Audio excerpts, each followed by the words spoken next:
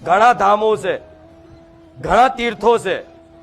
ગમે ત્યાં જાઓ, ધામમાં જાઓ ત્યારે ક્યારેય એક ધામની ભૂમિ પર, પાવન પવિત્ર ભૂમિ પર ક્યારેય કચરો જ્યાં ત્યાં નાખાય, એ ધામ ઉપર ક્યારેય અપશબ્દ બોલાય, એ ધામ ઉપર ક્યારેય ક્રોધ કરાય.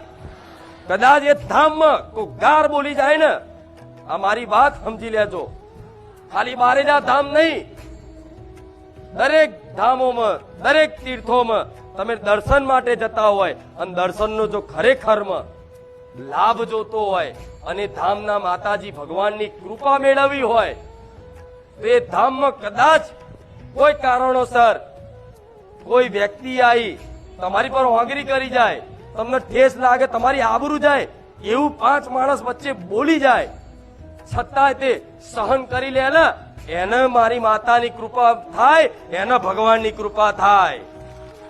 કેમ? કેમ?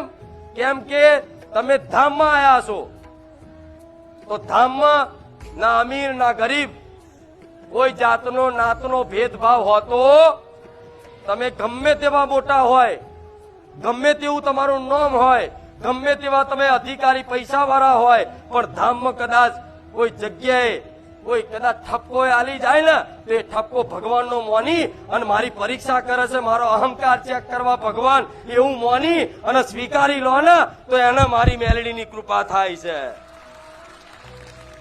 કેમ કે અહંકાર ઉપર પેલા ઠેસ કરું મેલડી, અહંકાર ઉપર ઠેસ કરું, કેમ કે ધામ ઉપર અહંકાર ચાલતો અને માતાજીના ભગવાનને પામવા માટે તો શરીરનો અહંકારનો નાશ કરવો જરૂરી છે. સમજ્યા? બહુ ઊંચી વાત છે, પણ આ અહંકાર કદાચ કોઈ તમને એમ કે સેવકે ભાઈ આગો જતો રે, હાર ભાઈ નાના બની જશો ને મારા પ્રિય બનશો, જો કે મારા સેવકો ક્યારે બોલશે નહીં, પણ તમે સેદ અહંકાર કરો, તમારો અહંકાર તોડી નાખીશું મેલડી. આ વાત ઉતરી ને મગજમાં. ખાલી બારેજા ધામનો નિયમ નથી આ, દરેક ધામ, દરેક તીર્થનો નિયમ રાખજો. કદાચ કોઈ એ ધામ ઉપર તમારું કદાચ કોઈ નુકસાન પાકીને પડી જાય તો એવું માની લેવાનું કે ક્યાંક ને ક્યાંક અનીતિના હશે. માં જવાના હતા 5 લાખ, પણ જયા 500 રૂપિયામાં છોડ, તું મને મેળવી આલીશ, મારી ખુખાર મેલડી બેઠી છે.